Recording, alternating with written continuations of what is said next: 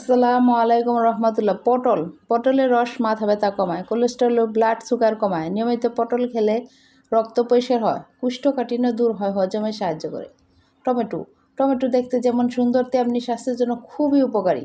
টমেটোতে রয়েছে vitamin A, C, K, E, potassium, fibre সহ বিভিন্ন উপাদান। টমেটো খেলে দৃষ্টিশক্তি বৃদ্ধি করে এবং অ্যাজমা নিরাময়ে সাহায্য করে।